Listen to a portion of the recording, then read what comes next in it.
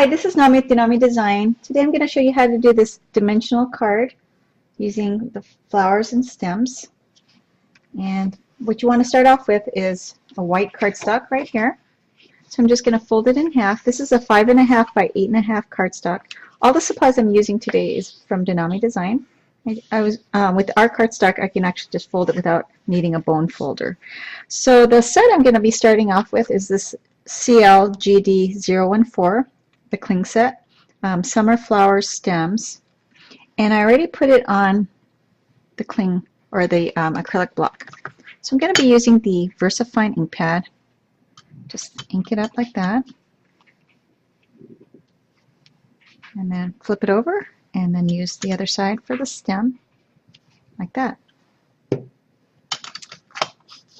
Then I'm going to take this the blossom, and then stamp it on another cardstock like this. I'm going to stamp it twice just because I have 2 dimensions I'm going to be using. See that? And then take your scissors, cut out the one. And when I cut it out, I leave a little white margin. I don't cut right up to the design because that gives you a little margin for error. And also your eye focuses on the stamp design, not so much the cutting. The only time your eye will focus on the cutting is if you cut a design off. So this is really a way to make your projects faster. And then with this one, I'm just going to cut out the center. So you actually didn't need to stamp the whole image. You could have just stamped this portion like off to the corner or something and just use a scrap sheet of paper. So I'm just going to go around, and I'm not going to cut all the details even. Just like that. See that? Next thing I'm going to do is I'm going to add some, or color it in with markers. So I'm going to take the marker right here. I'm just using the Tombow marker, and if you want to follow the colors, this one's 673. And because it's a brush marker, it colors in very quickly like that. It does have 2 tips, so I'm able to use the other side if I wanted to do details, but generally I just use the brush tip. We don't carry these markers though, but you can find them at a nicer art supply place, not generally the craft store. So you color that in. And the next one I'm going to do is 703, doing just the edges like that. It's almost like you're painting. This is a good way to give that watercolored look or the brush look without actually using watercolors. So one of the key things is if you want to give it that more dimensional look, start with a lighter color, and then you can add your highlights of a darker version on the outside or fill things in, and I'll do that with the stems. So that's that. Next thing I'm going to take is this pink. Color this in.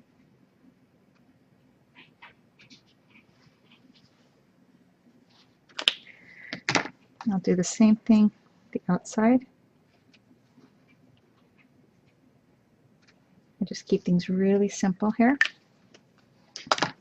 And then now I'm going to do the stem here. See that? What I like about the VersaFine is when I use the water-based markers, it doesn't smear it. So notice how nice and vibrant this is. So you don't get, you know, a kind of a grayish hue to it because of the markers. And you think about it, if you're using the wet markers and you're adding pressure, even if it's completely dry, if it's not like a VersaFine ink pad, it's going to actually smear. So be careful for that. So if you already have a black ink pad, I would suggest you test it out before just making your project, because you might be disappointed. So here I'm going to use this number 133. It's kind of a lime color.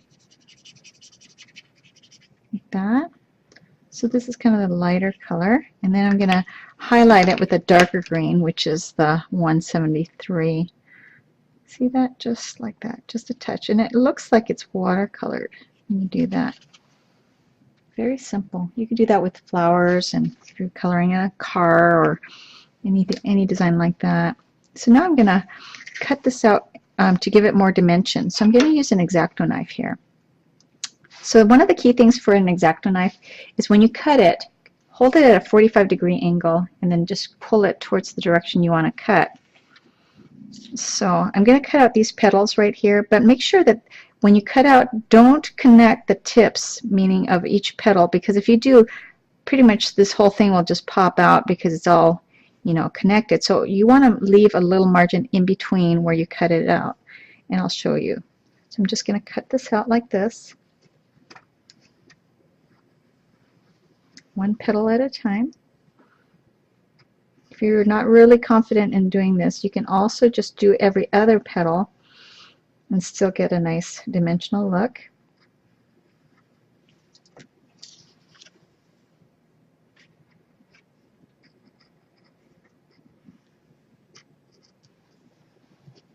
See, notice I'm moving the cardstock around. Then I'm going to do one more layer, this more inner petals here. I won't do all of them, just a few here. And you can use the X-Acto knife to pull it forward if you need, you know, but just don't poke yourself. You just pull it like that. This needs a little more. Okay, just like that. Very, very simple. See that?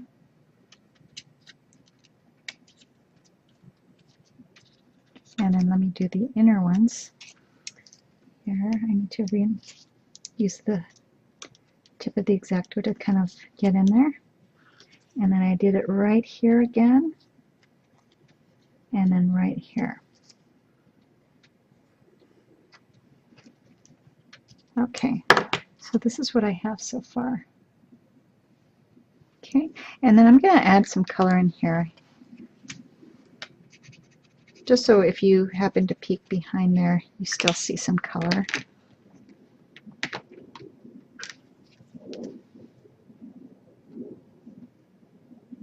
Okay. Then I'm going to take mounting tape. See, this is going to be one of the best tips you'll learn here, is just tear it. See, a lot of people, what they do is they use scissors, but it gums up their scissors, and it takes a lot more time. And then plus, then you end up with all these teeny little squares of foam tape. So just tear it like this, layer it like that. Oops, accidentally stuck it on here. And then just lay it right on here.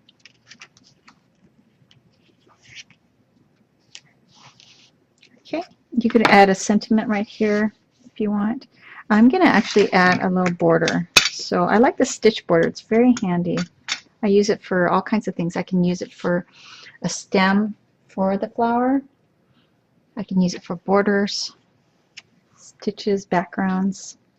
So this is the N130 stitched border.